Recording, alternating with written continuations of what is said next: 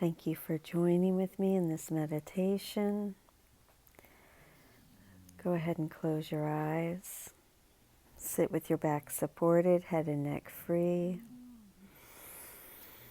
Let's start with a big, deep 4x breath in through your nose for a count of 4. Hold it at the top. Out for a count of 8, 7, 6, 5, 4, 3, 2, 1. Hold it. Go ahead and inhale for a count of 4 again. And repeat that breathing technique several times. Try to let go of all the content that is occupying your consciousness. Think of your mind as a vast circle surrounded by a layer of heavy, dark clouds. You can see only the clouds because you seem to be standing outside the circle and quite apart from it. From where you stand, you can see no reason to believe there is anything beyond the clouds. The clouds seem to be the only reality. They seem to be all there is to see. You do not attempt to go through them and pass them. These clouds seem to be all there is to see. Therefore, you do not attempt to go through them and pass them, which is the only way in which you would be really convinced of their lack of substance. We will make this attempt now. Think about the importance of what you are trying to do for yourself and the world. Try to settle down in perfect stillness, remembering only how much you want to reach the light today, to reach the light now. Determined to go past these dark clouds. Let us make a real attempt to reach the light. We are attempting to get in touch with the salvation of the world. We are trying to see past the veil of darkness that keeps it concealed. We are trying to let the veil be lifted to see the tears of God's Son disappear in the sunlight. Let us be determined to reach what is dearer to us than all else. Salvation is our only need. There is no other purpose here and no other function to fulfill. Salvation is our only goal. Determined to go past the clouds. Reach out and touch these clouds in your mind. Brush them aside with your hand. Feel the clouds resting on your cheeks, on your forehead, and your eyelids as you move through them. Go on. Clouds cannot stop you. You begin to sense a feeling of being lifted and carried ahead. Your little effort and small determination call on the power of the universe to help you, and God Himself will raise you from the darkness into light.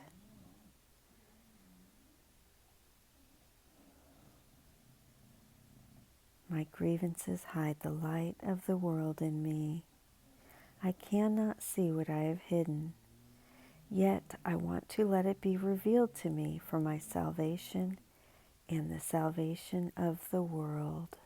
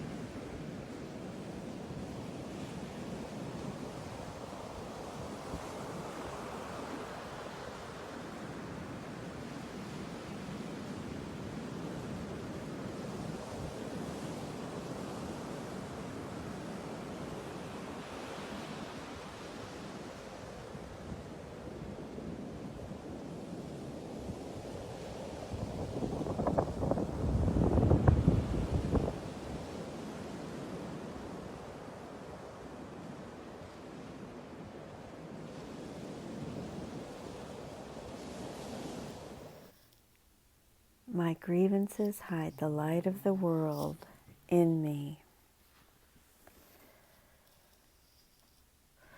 No one can look upon what your grievances conceal. The light of the world is the Holy Spirit in our minds, the memory of God's love we have sought so strenuously to forget. In Lesson 136, Jesus talks about the double shield of Oblivion. The subject there is sickness, but we could also speak of attack since it shares the same dynamic. We are shielding the light of the world, the memory of our identity as Christ, which awaits our choosing to remember it. The first shield is guilt, our self-hatred. The second shield arises when we project our mind's guilt and attack bodies. Attacking ourselves constitutes sickness. Attacking others is anger.